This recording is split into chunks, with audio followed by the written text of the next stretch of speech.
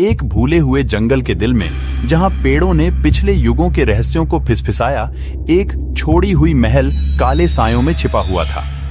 इसके खिड़कियां आंखों की तरह थीं, अंधेरी और अनदेखी की, और इसके दरवाजे एक भयानक शोक से कराहते थे। बहुत कम लोगों ने पास जाने की हिम्मत की, क्योंकि उसके गिरते हुए दीवारों के चारों ओर के कहानियां अनकही भयानकताओं की बोलती थीं। किस्मत में था कि महल का कहानीकार पुराने वेंडरवुड परिवार के लिए घर था, जो अपनी अनदेखी और निषिद्ध अनुष्ठानों में डूबे थे, अनंत जीवन की खोज में। लेकिन उनकी महत्वाकांक्षाएं केवल पागलापन और निराशा में ले जाती थीं, जो पीछे एक दुखद और मौत का इतिहास छोड़ गई।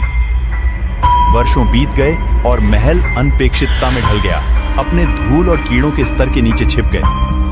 फिर भी हर पूर्णिमा की रात के ईव के अवसर पर जंगल में उड़ते थे, जैसे कि गुजरे हुए भूतों के आत्माएं अशांत थे, मुक्ति के लिए बेकार। एक अभियांत्री कबीले की एक भयानक रात, जिन्हें उत्साह और बहादुरी की आग लगी थी, महल की गिरती हुई दीवारों में रात बिताने के लिए एक दूसरे का मुकाबला करते थे। लोकल्स की चेतावनियों को नजरअंदाज करते हुए उन्होंने अंधेरे में प्रवेश किया, केवल फ्लैश लाइट्स और अस्थिर हंसी के साथ।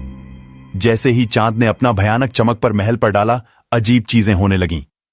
छायाएं उनकी दृष्टि के कोनों में नाचती थीं, और ठंडे हाथ ऐसा लगता था कि उनकी त्वचा को छू रहे हैं। हर कमरे में जब वे जा रहे थे, वहां पिछले का गुणगुणाहट था, दीवारों में जैसे बंदियों को उनके अंतिम पलों को दोहराने के लिए सजाया गया हो। लेकिन वो महल की गोदाम में ही थे कि उन्होंने सच्चाई को खोज लिया। वेंडरवुड परिवार की प्रयोगशाला उनकी मौत के साथ नहीं थमी।